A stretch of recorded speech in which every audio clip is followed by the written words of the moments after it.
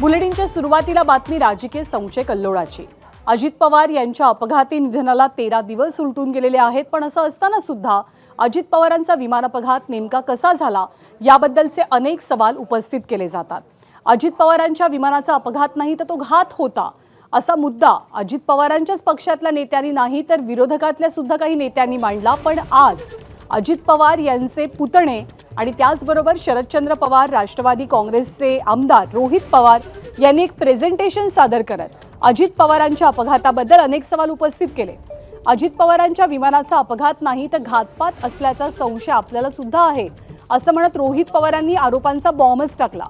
यावेळेला VSR ही विमान company आणि ज्या कंपनीनं VSRचं विमान हायर केलं होतं ती एरो कंपनी सोबतच विमानाचा पायलट या तिघांना सुद्धा रोहित पवारांनी प्रामुख्याने आरोपीच्या पिंजऱ्यात उभं केलंय। विमानाची वेळ का बदलली? कॅप्टनलाच अपघात घडवून आणायचा होता का? कॅप्टननं मद्यप्राशन केलं होतं का? असे अनेक गंभीर आरोप आणि प्रश्न रोहित पवारांनी उपस्थित केले। त्यामुळे अजित पवारांच्या अपघाताबाबत सुरू असलेल्या चौकशीत या सगळ्या प्रश्नांची उत्तरं समोर येणार का हे पाहणं महत्त्वाचं असेल।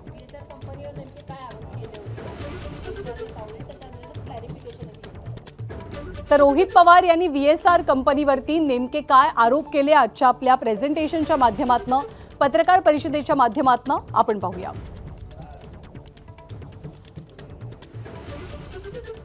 2 दिवस म्हणजे 26ला आणि 25ला हे विमान कुठं गेलं होतं?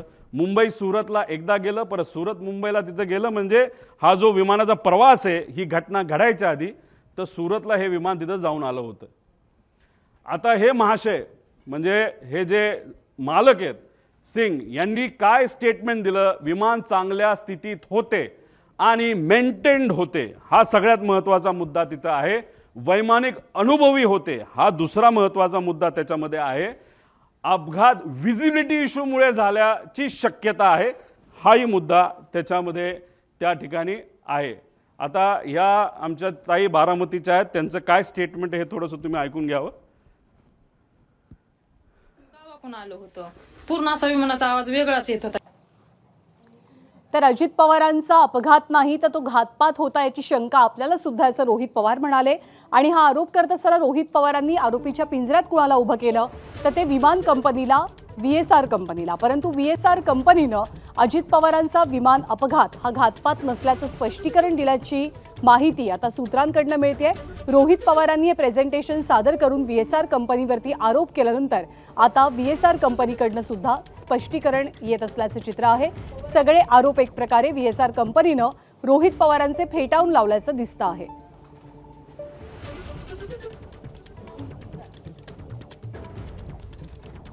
पण आपल्या प्रेझेंटेशनच्या माध्यमातून रोहित पवारांनी आज काही महत्त्वाचे प्रश्न अजित पवारांच्या विमान अपघातासंदर्भात उपस्थित केले। हे प्रश्न नेमके कोणते आहेत त्यावरती सुद्धा एक नजर टाकूया। ऐन वेळेला विमानाचे पायलट का बदलले गेले? दादांच्या दौऱ्याची वेळ आणि विमानाची वेळ का बदलली? पायलटला विमान अपघात घडवून आणायचाच होता का? हा मोठा प्रश्न रोहित पवारांनी उपस्थित केला। दृश्यमानता नसताना सुद्धा विमानाचं लँडिंग का करण्यात आलं? ट्रान्सपॉन्डर 1 मिनिट आधीच बंद का करण्यात आला? पायलट मेडेच्या ऐवजी ओ शिट असं का ओरडली? हा सुद्धा सवाल रोहित पवारांचा आहे। विमानाची स्टॉल वॉर्निंग सिस्टीम का बंद होती? आदल्या रात्री उशिरा फाईलवर सही करण्यासाठी दबाव नेमका कुणी आणला?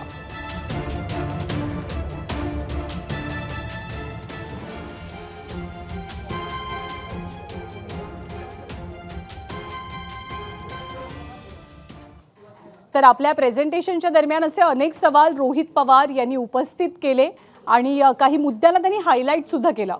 काय म्हणाले रोहित पवार या प्रेझेंटेशन दरम्यान जाणून घेऊया। रनवे 29 अवेलेबल असताना, सेफ असताना, फ्लॅट असताना, कुठलंच टेन्शन तिथं नसताना, तिथं सूर्याचा पण त्रास नसताना सारखं सारखं मला रनवे 11च पाहिजे असं का त्या ठिकाणी सांगण्यात आलं?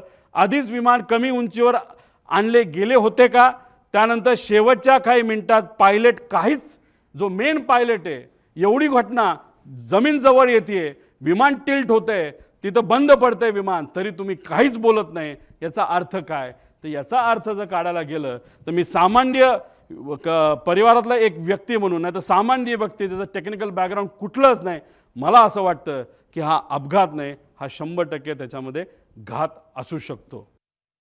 8:43:55 सेकंदला फील्ड इन साईड जेव्हा पाठक मॅडम त्या ठिकाणी बोलल्या, तेव्हा तिथं 8:44:13 म्हणजे जेव्हा ते टिल्ट झालं तेव्हा मॅडम म्हणाल्या होत्या ओ शिट ओ शिट. हे त्यांचं रिॲक्शन आहे, हे त्या मॅडमचं रिॲक्शन आहे, को पायलटचं रिॲक्शन आहे. पण या पुऱ्या 5 मिनिटामध्ये जेव्हा तो PTT दाबला गेला होता, त्या PTT जेव्हा दाबलं जातं तेव्हा फक्त को पायलटचा आवाज येत नसतो, पायलटचाही आवाज येत असतो. पायलट जर गाणं गात असेल, काय सुंदर सिनरी आहे, काय झाडं आहेत, काय झुडपं आहेत, असं पायलट बोलला तरी त्या PTTमध्ये तो आवाज रेकॉर्ड होतो. आम्हाला जे कळलं आहे त्या मेन पायलटचा आवाज कुठेही तिथं येत नव्हता. मग पायलट झोपला होता का डोज ऑफ झाला होता का वेगळंच काहीतरी झालं होतं का मुद्दामून त्याच्या मनामध्ये एक निश्चय त्याचा होता की आता आपल्याला हे विमान काही झालं तरी जमिनीवरच त्या ठिकाणी घेऊन जायचं आणि ॲक्सिडेंटच घडवायचा, असे अनेक प्रश्न निर्माण होतात. तर 27 आणि 28 जानेवारीच्या बाबतीत सुद्धा रोहित पवारांनी एक मोठा दावा केला. त्यांचं असं म्हणणं आहे की 27 तारखेला रात्री म्हणजे अपघात घडला त्याच्या आदल्याच दिवशी अजित पवार हे गाडीनं पुण्यासाठी बारामतीसाठी निघणार होते, पण मग ऐन वेळेला त्यांचा प्लॅन का बदलला आणि त्यांनी विमानानं जाण्याचा निर्णय का घेतला हे सुद्धा शोधलं पाहिजे असं म्हणणं आहे रोहित पवारांचं. पूर्व विदर्भातील एक कुठले तरी नेते हे मोबाईल चेक करा दादांचे, नाही तर लँडलाईनवर कोणाचा फोन होता काय होता मला माहीत नाही, पण मला जे कळलेलं आहे सही करावीच लागते. फार महत्त्वाची फाईल आहे आणि मग ती फाईल कुठे हे जेव्हा बघितलं गेलं ती फाईल घरी नव्हती, ती फाईल मंत्रालयाच्या कार्यालयामध्ये होती दादांच्या. दादा कुठलीच फाईल मोकळी ठेवत नाहीत, पण अचानक ती फाईल तिथं होती. वेळ गेल्यानंतर ती फाईल आली, पण एक मोठा नेता आपल्या पक्षाचं बोलत असेल तर सही तर करावीच लागेल. आणि मग दादानी ती सही केली, ती फाईल यूज तर सही करूच तर त्याच्यामध्ये दुर्दैवाने त्या ठिकाणी वेळ गेला.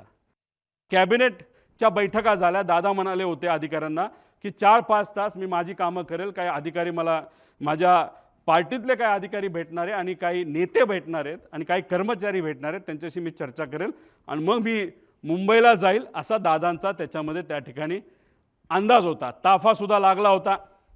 एक फार मोठे नेते दादांना भेटण्यासाठी येणार होते, ते वेळेत येणार होते, पण उशीर झाला. ते उशिरा आल्यामुळे आणि चर्चा उशीरपर्यंत सुरू राहिल्यामुळे दादांचा वेळ त्याच्यामध्ये गेला आणि 5-5:30ला जे दादा गाडीली जाणार होते ते गाडीली जाऊ शकले नाही. त्यांना पर्याय राहिला नाही, त्यांना विमान बुक करावं लागलं आणि म्हणून 7:13 म्हणजे संध्याकाळी दुसऱ्या दिवशीचं विमान हे आदल्या दिवशी म्हणजे 27 तारखेला तिथं बुक झालेलं आपण बघितलं. ABP माझा, उघडा डोळे बघा नीट.